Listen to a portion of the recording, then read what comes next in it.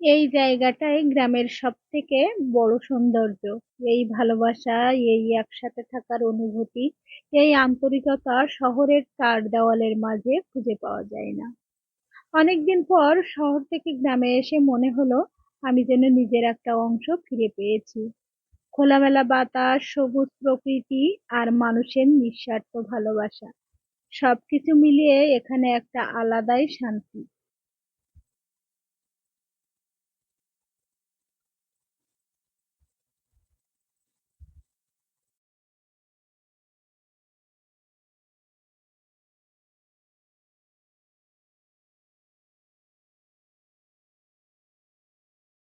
Hello everyone, নিঝুম সন্ধ্যায় আপনাদের সবাইকে স্বাগতম। কাছে এবং দূরের যে যেখান থেকে আমার এই ভিডিওটা দেখছেন, আশা করি সবাই সুস্থ আছেন, ভালো আছেন। আমরাও সুস্থ আছি, ভালো আছি। আমরা এসেছিলাম একটু পেট্রোল পাম্পে পেট্রোল নেওয়ার জন্য। তো এসে শুনি রাত প্রায় তখন ৩টা। চারদিকে নিস্তব্ধতা, কিন্তু সেই নীরবতা ভেঙে দিচ্ছে মানুষের দীর্ঘশ্বাস আর অপেক্ষার ক্লান্তি। একটু পেট্রোল নেওয়ার আশায় যখন পেট্রোল পাম্পে গেলাম, তখন চোখের সামনে যে দৃশ্যটা দেখলাম তা সত্যিই অবাক করার মতো। প্রায় ৩ কিলোমিটার জুড়ে মানুষের লাইন দাঁড়িয়ে আছে, কারো চোখে ঘুম নেই, কারো মুখে হাসি নেই, শুধু একরাশ দুশ্চিন্তা। এই লাইন শুধু পেট্রোলের জন্য নয়, এই লাইন যেন আমাদের সময়ের কষ্টের যেখানে প্রতিদিন বাড়ছে দ্রব্যমূল্যের দাম, আর সাধারণ মানুষের জীবন হয়ে উঠছে আরো কঠিন। যে জ্বালানি একসময় সহজলভ্য ছিল, আজ সেটাই হয়ে উঠেছে সংগ্রামের আরেক নাম। দিন যত যাচ্ছে জীবনের হিসাবটা যেন ততই জটিল হয়ে উঠছে। আমরা জানি না এই দুর্ভোগ কবে কাটবে, কিন্তু আমরা থাকি এক আশা নিয়ে। একদিন হয়তো এই দীর্ঘ লাইন ছোট হবে, মানুষের কষ্ট কমবে, আর স্বাভাবিক জীবনের হাসি আবার ফিরে আসবে। সেই আশায় আমি এখনো বেঁচে এখন আছি। বাবার বাড়িতে দিনটা ছিল শনিবার, আর আমি তখন বাবার বাড়িতে। অনেক দিন পর শহরের কোলাহল ছেড়ে গ্রামে ফিরেছি। মনে এক অন্যরকম শান্তি। গ্রামে এসেই দেখি এক সুন্দর ব্যস্ততা, চারদিকে যেন উৎসবের আমেজ। সবাই ভাইয়ের মঙ্গল কামনায় পূজার প্রস্তুতিতে ব্যস্ত। কারো হাতে প্রসাদ কাটার কাজ, আবার কারোর হাতে খিচুড়ি রান্নার জন্য তরকারি কোটার প্রস্তুতি, আর কেউ মন দিয়ে পূজার উপকরণ গুছিয়ে রাখছে। আমি আগেই পূজা দিয়েছিলাম, তবুও সবার এই আন্তরিকতায় একসাথে কাজ করার সেই দৃশ্যটা দেখে মনে হলো, না, আমি আবার পুজোটা দিই। শেষমেশ মন যা বলল তাই করলাম। আরেকবার পূজায় বসে পড়লাম সবার সাথে। সকাল থেকেই গ্রাম জুড়ে চলছে এই পূজার তোড়জোড়। কিন্তু সবচেয়ে সুন্দর যে বিষয়টা আমার চোখে পড়লো তা হলো গ্রামের মানুষের একতা। এখানে কেউ একা নয়, একজনের কাজে আরেকজন হাত বাড়িয়ে দেয়। একটা অনুষ্ঠানের পুরো গ্রাম যেন এক পরিবার হয়ে ওঠে। এই জায়গাটাই গ্রামের সবচেয়ে বড় সৌন্দর্য।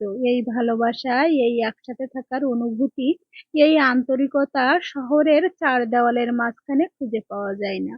অনেকদিন পর শহর থেকে গ্রামে এসে মনে হলো আমি যেন নিজের একটা অংশ ফিরে পেয়েছি। খোলামেলা বাতাস, সবুজ প্রকৃতি আর মানুষের নিঃস্বার্থ ভালোবাসা, সবকিছু মিলিয়ে এখানে একটা আলাদাই সত্যি বলতে শান্তি আছে। এখানে আসার পর আর শহরে ফিরতেই ইচ্ছা করে না। শহরের চার দেওয়ালের মাঝে জীবনটা যেন বন্দি। আজ গ্রামের এই মুক্ত পরিবেশে প্রতিটা মুহূর্ত যেন জীবন্ত। গ্রাম শুধু একটা জায়গা নয়, এটা একটা অনুভূতি, যেখানে হৃদয়টা একটু বেশি সকাল শান্ত থেকে থাকে। শুরু হচ্ছিল ব্যস্ততা, একটার পর একটা কাজ, প্রসাদ প্রস্তুতি, পূজার সামগ্রী গোছানো, রান্নার আয়োজন, সবকিছু মিলিয়ে পুরো গ্রাম যেন একসাথে মিলিয়ে একটি উৎসব গড়ে তুলেছিল। দেখতে দেখতে বিকেল নামলো, আর সেই সাথে শেষ হলো সমস্ত প্রস্তুতি। সবকিছু একদম পরিপাটি, প্রসাদ তৈরি, পূজার মঞ্চ সাজানো, আর চারদিকে এক অপূর্ব পবিত্রতা আবহ করছে। অবশেষে শুরু হলো পূজা, চারদিকে ভক্তির সুর, প্রার্থনার ধ্বনি। প্রতিটি মুখে একটাই প্রার্থনা, ভাইয়ের মঙ্গল হোক, ঈশ্বর সবাইকে ভালো রাখুন। সারাদিনের এই ব্যস্ততার মাঝেও একটা বিষয় ছিল খুবই স্পর্শকাতর। সবার উপবাস ছিল নিজেদের ভাইয়েদের মঙ্গল কামনায়, ভালোবাসার টানে, বিশ্বাসের পূজার অঞ্জলি শেষ, তবুও শেষ হয়নি ভক্তি, শেষ হয়নি ভালোবাসা। এক এক করে সবাই এগিয়ে এলো নিজের নিজের ভাইয়ের নামে প্রদীপ জ্বালাতে। কারো হাতে, কারো আছে এক ভাই, কারো আছে দু ভাই, আবার কারো বেশি। কিন্তু ভালোবাসার পরিমাণ সবার জন্য সমান, নিখুঁত আর গভীর। ছোট ছোট প্রদীপের আলো একে একে জ্বলে উঠল। সেই আলো শুধু ঘর আলোকিত করলো না, আলোকিত করলো মন, আলোকিত করলো সম্পর্কের বন্ধন। প্রদীপের পাশে জ্বলে উঠল ধূপ, ধোঁয়ার মৃদু সুগন্ধে ভরে উঠল চারপাশ। মনে হলো যেন সেই প্রার্থনাগুলো ধীরে ধীরে পৌঁছে যাচ্ছে সবাই ঈশ্বরের ভক্তি কাছে। ভরে প্রার্থনা করলো, আমার ভাই যেন ভালো থাকে, সুস্থ থাকে, তার জীবনে যেন কোনো কষ্ট না আসে। এই প্রার্থনাগুলো শুধু কথার মধ্যে সীমাবদ্ধ নয়, এগুলো এক একটা ভালোবাসার প্রতিচ্ছবি, এক একটা সম্পর্কের গভীরতা। যেখানে নিজের চাওয়ার আগে ভাইয়ের ভালো থাকা কামনা করা হয়। গ্রামের এই দৃশ্যটা সত্যিই অপূর্ব। যেন কোনো কৃত্রিমতা নেই, কোনো আড়ম্বর, আছে শুধু আন্তরিকতা আর ভালোবাসার টান। ছোট্ট ছোট্ট প্রদীপের আলোয় ফুটে ওঠে বড় বড় অনুভূতি, যেখানে প্রতিটি শিখা বলে, ভাই তুমি ভালো থেকো সব সময়। এই মুহূর্তগুলো শুধু একটা আচার নয়, এগুলো হৃদয়ের গভীর থেকে উঠে আসা এক অনুভূতির প্রকাশ সত্যি মাত্র। এই ভালোবাসা এই প্রার্থনার শব্দে নয়, অনুভবে বেঁচে থাকে। সারাদিনের এই ব্যস্ততার মাঝেও একটা বিষয় ছিল খুবই স্পর্শকাতর। সবাই উপবাস থেকে কিন্তু এই ভাইয়ের পূজা করছে, শুধু ভাইদের মঙ্গল কামনার জন্য এখানে প্রদীপ প্রজ্বলন করছে। তো এখানে সারাদিন উপবাস থেকে অঞ্জলি প্রদান করা হয়েছে এবং ভাইয়ের মঙ্গল কামনার জন্য যার যে কয়টা ভাই সে সেই কয়টা প্রদীপ কিংবা বাতি এবং ধূপ জ্বালাবে। তো এখানে গ্রামের সবাই মিলে যার যার ভাই আছে, তো সবাই মিলে কিন্তু যার যে কয়টা ভাই তাদের নামে প্রদীপ প্রজ্বলন করছে। আর গ্রামের এই একতা থাকার দৃশ্যটা অনেক ভালো লাগে। আমরা তো শহরে এই পূজাটা করেছি যার যার মতো, কিন্তু গ্রামে সবাই মিলে, গ্রামবাসী সবাই মিলে এই পূজাটা করছে। আর খুব আড়ম্বর সহকারে এই পূজা করা হচ্ছে। আমার বাবার বাড়ির দিকে তো প্রতিটি গ্রামে এই পূজা করা হচ্ছে। তো নিজের ভাইয়ের কল্যাণ কামনায়, ভালোবাসার টানে, বিশ্বাসের শক্তিতে কেউ এক ফোঁটা খাবারও মুখে তোলেনি। পূজা শেষ হওয়ার সাথে সাথেই শুরু হলো এক অন্যরকম মুহূর্ত, প্রসাদ গ্রহণের সেই পবিত্র সময়। প্রথমে ফল প্রসাদ, তারপরে ছিন্নি প্রসাদ, যার সাথে মিশেছিল ভালোবাসা আর ভক্তি। এরপর সবাই মিলে আয়োজন করলো খিচুড়ি প্রসাদের। একসাথে বসে খাওয়া, গল্প করা, হাসি ভাগ করে নেওয়া, এই ছোট্ট ছোট্ট মুহূর্তগুলোই যেন জীবনের বড় সুখ হয়ে উঠলো। সারাদিনের ক্লান্তি পরিশ্রম সবকিছুই যেন এক নিমিষেই ভুলে গেল ছুটিতে সবাই। বাবার বাড়িতে আসা এই কয়েকটা দিন যেন এক অন্যরকম ভালো লাগায় ভরা ছিল।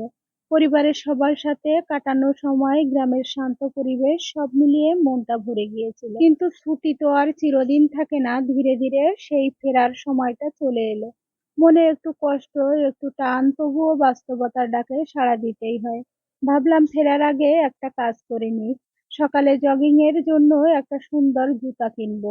মনের মতো একটা জুতা খুঁজে পেলাম, দেখলাম ভালো, একদম পছন্দ হয়েছে, কিন্তু সমস্যা হলো জুতাটা আমার পায়ে সাইজে মেলে না।